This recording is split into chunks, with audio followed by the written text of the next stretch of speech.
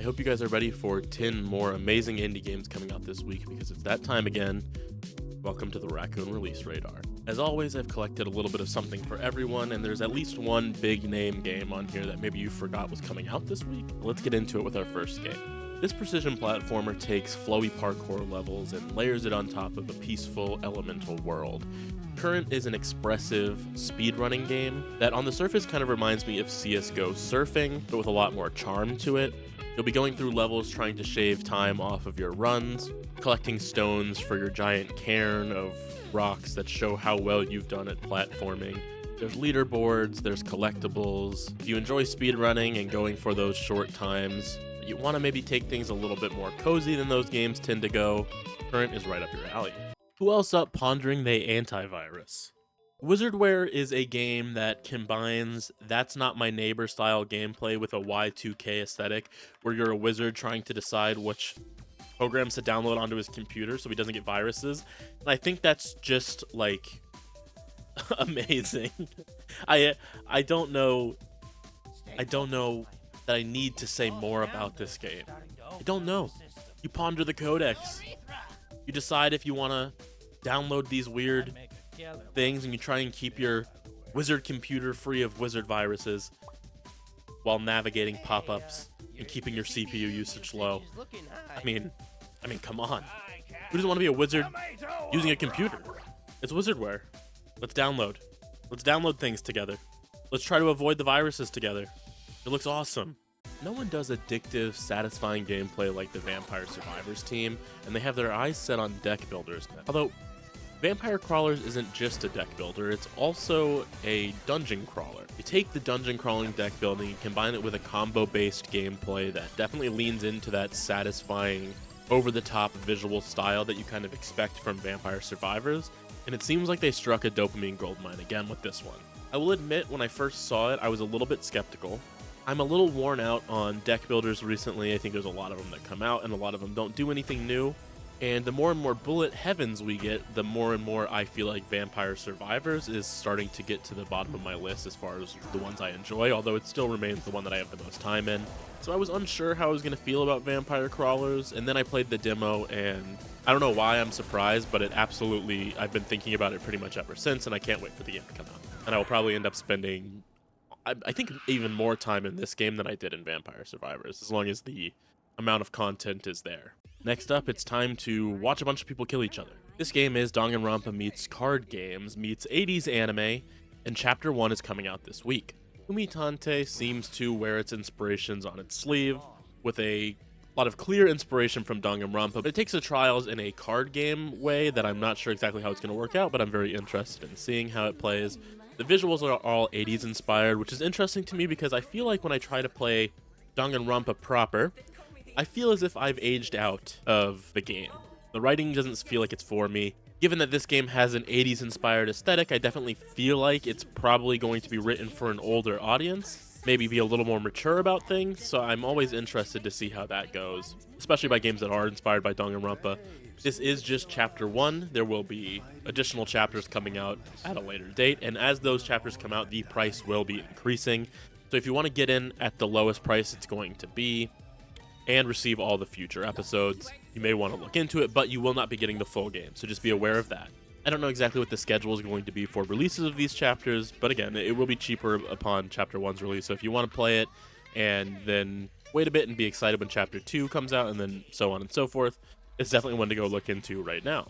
Have you ever wondered what Flappy Bird would look like if it were a bullet hell roguelike and instead of a bird you were a mouse with giant ears? Wonder no longer, because Wellkeeper is coming out this week. And that's exactly what it is. I'm already bad enough at bullet hells, and I can just tell with the way that this movement system goes that I'm just going to be worse at it.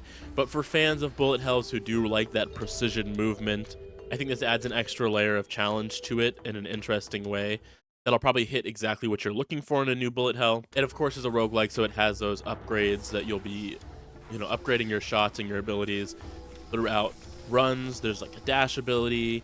There is roguelite elements where you are able to keep some of your upgrades or certain types of upgrades into your next run. So you will have that exponential growth as you go through the game. And the boss fights look pretty insane. Honestly, this one is worth checking out just because of how cute the little mouse with big ears is Alone. From the creators of Polybridge, we have a game that I think will finally scratch the itch of building a Lego kit without me having to spend $1 billion per kit. Polybricks is a brick building puzzle game where you're assembling sets of these bricks, and the complexity increases as you go through it. But it also is going to have like the ability to design your own sets and play other player sets, so that it really feels like there's infinite replayability on that. It seems just so satisfying to put together these things, and you know, I always am looking for something that kind of scratches that Lego building itch, but I haven't played a game that quite encapsulates that. Either it doesn't feel tactile enough, or it feels a little bit too much like, you know, you just click on the things and they go in the right spot. Like, it doesn't feel like I'm actually building as much, but the way that all this looks, I think it fixes pretty much everything that I want in a game like this, and I cannot wait to get my hands on it and just sit down and build some little model kits. And potentially even design my own. I don't know. I'm kind of a dumbass, so I don't know if I'll be doing all that, but I'll definitely be playing other people's stuff. There's nothing quite as unsettling to me as a retro-inspired first-person indie horror game. When a game isn't mass-produced in a AAA crunch factory, how do I know that the game isn't just actually haunted? Maybe the dev is a ghost. When the Twitter linked on the store page looks like this, and the YouTube looks like this, there's always a non-zero chance I've unearthed some sort of evil indie game meant to kill me specifically. Hands Up is a PS1 style pixel graphics horror game in a first person where you're trying to escape a collapsed building. It's got a purposely very claustrophobic atmosphere, very little interface. It's just raw horror, claustrophobic, freaky, first person horror that, again, it might be trying to kill me. It might be trying to kill me. It's a sort of spookiness and just general dread that I don't think you can get unless it's an indie game. You know, there's no way to encapsulate just raw human, solitary, instinctual fear when you can tell that the game was made by like 1,000 people. Games like this make you feel alone, and they're coming for you. The game page says multiple times, "Do not tear wrist tendons," and I don't know what that means, but it scares me. I've always thought it would be nice to go bird watching with friends, but unfortunately all my friends are in my computer.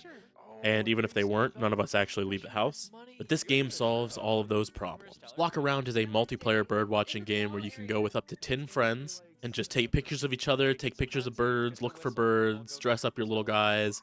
It's kind of like, it seems like a multiplayer Pokemon Snap, where you have like multiple poses per bird that you're trying to capture. I know my friends and I know we would have an absolutely chaotic but cozy time with this game. I can't wait to give it a shot. This game lets you sell fidget spinners to weebs to start your vending machine empires. You can build up a whole collection of vending machines, and maybe one day you'll even have a vending machine that lets you sell, hold on, am I reading this right? Yeah, fresh fish.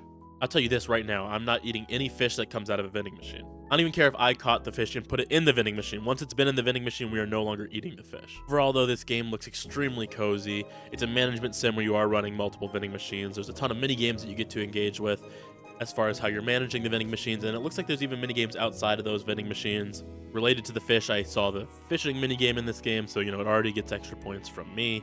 It looks absolutely adorable, relaxing, and satisfying. So there's always at least one game on this list that I think when you look at it, it instantly sells itself to the type of person who will enjoy it. This is that game.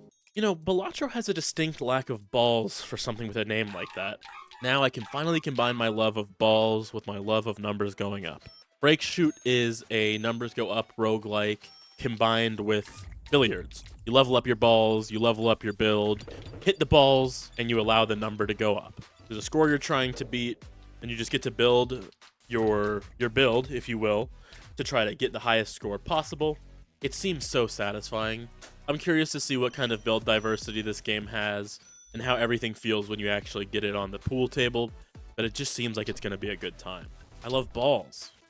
I love numbers. Ball numbers. Doing these videos is a double-edged sword because I feel like I am, very aware of every indie game that's coming out, because even the games that I don't cover in this video, I go through all the upcoming games on Steam to pick the 10 games that I think are the most interesting or the most, basically make the best list possible. Which is awesome, but it also means I want to play every game all the time ever, and I cannot do that. And this week is another one of those weeks where there is just so many good games coming out.